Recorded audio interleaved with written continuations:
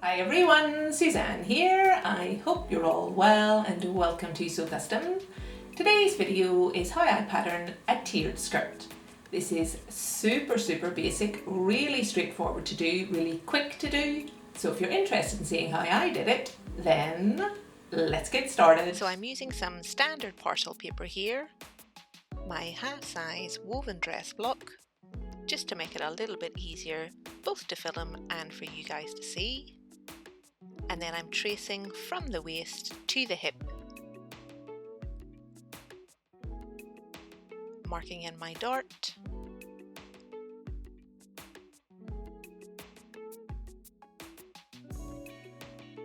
marking in my waistline, and now I want to give myself a little bit of an A-line shape. So to do that, I'm going to close this dart and open up the space below. So the first thing to do is to draw a line from the point of the dart to the hip. I'm cutting on that line up to the point of the dart, and then from there up one of the legs. So that gives me a nice little pivot point there. And then to close the dart, just placing one leg over the top of the other, making sure everything's nice and flat and sticking everything down.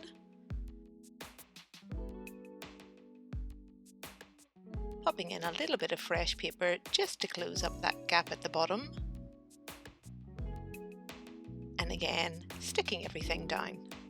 And here, just connecting those 2 points with a nice curved line, adding a 1 centimeter seam allowance along that bottom edge, along the side seam and along the top, and labelling. So this is my skirt front. I shall cut one on the fold, and then to help with construction later on, I'll give myself a notch at the fold line top and bottom.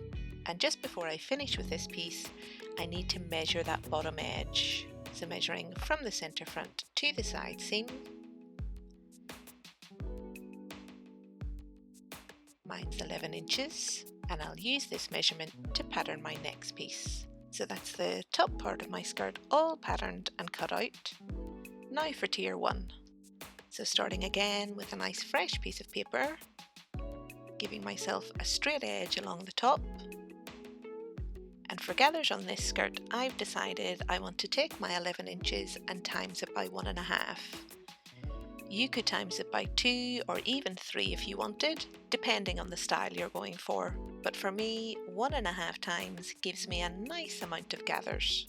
So I've just measured along that straight edge my 16.5 inches, and from there measured down 10 inches. That's the length I want this tier to be. Again, you could have your tier whatever length you wanted it, and then closing off my rectangle along that bottom edge. Marking in my measurements. And I find this very useful to do, as if I want to make this skirt again and make those bottom tiers maybe a little bit fuller, maybe a little bit less full, I've got those measurements right in front of me.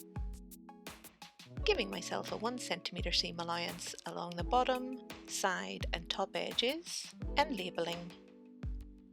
So this is my skirt front, tier 1, and I shall cut 1 on the fold.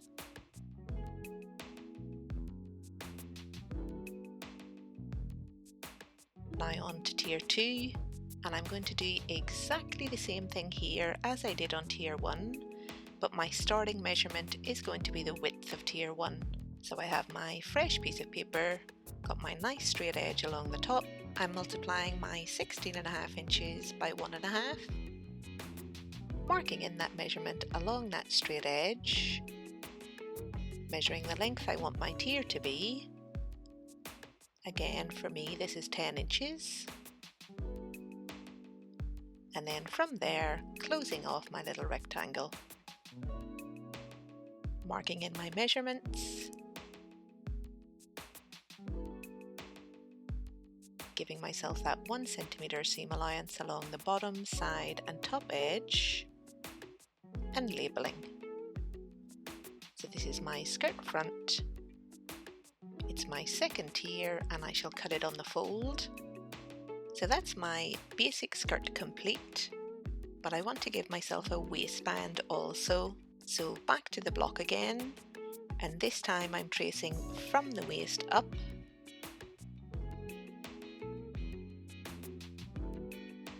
marking in my dart.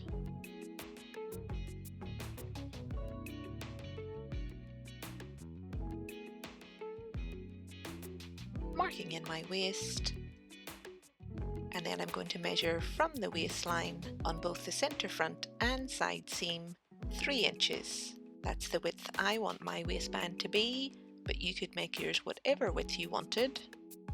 Connecting the side seam and centre front at those points, removing my excess paper, and then it's not necessary to have the dart on the waistband, so I'm just going to cut on one of the dart legs, place it over the top of the other, making sure everything's lying nice and flat, and sticking it down.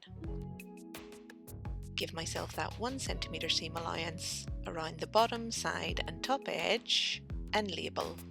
So this is my front waistband, and I'm going to cut 2 this time on the fold, and that will give me the facing for the inside of the waistband also. And then again, to help with construction, I'm giving myself a notch at the top and bottom of the fold line. So that's my front skirt complete.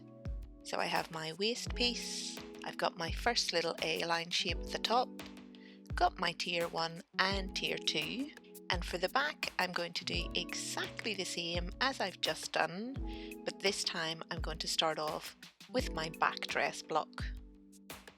So I've spared you guys that detail, and this is the result. So I have my waist pieces front and back, I've got my notches to help with construction at the centre, got my little A-line shapes, again front and back, notches top and bottom of this piece at the centre, and one other thing I've added in here is a zip notch. So I've measured down 8 inches from the waist along that side seam and given myself a little notch on both pieces. And then for tier 1, notches again top and bottom of the centre line, and tier 2, 1 notch at the centre line at the top. So that completes my very basic little tiered skirt. I've used this pattern many times. Here's a few examples where I've added it to the bottom of a bodice. So this was my halter dress, made up here in a viscose, nice and lightweight and flowy. I made a second version, this one, again made up here in a viscose. And for both of these, I've omitted the waistband and just joined the bodice to the top of the skirt. And then for this one, I made a few of these. I've kept the waistband, but this time given myself a square neck with some additional ruffles. So this one was made up in a viscose, and then this second version in a chambray, and hopefully you can see the difference here in how the ruffles look. So the chambray gives a more fuller, more structured effect, and the viscose more flowy. And then for this one, I've just altered the length of my tiers and my A-line piece at the top. I was aiming here for a maxi length, kept in the waistband, but this time used the kimono block to give myself this gorgeous bodice. And then for this last one, this is one I'm working on at present.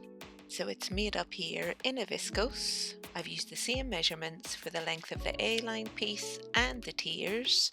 I've omitted the waistband, given myself a princess seamed bodice, and these gorgeous huge sleeves and cuffs. So again, hopefully you can see just how full the bottom of this skirt is. The only difference here is my gathers, instead of being 1.5 times, they're 2 times. So I really hope you guys enjoyed the video. I hope you found it useful. If you did, give it a thumbs up. If you've not yet subscribed, please do, and I shall see you on Friday. Until then, I hope you have a fantastic week. Bye, folks!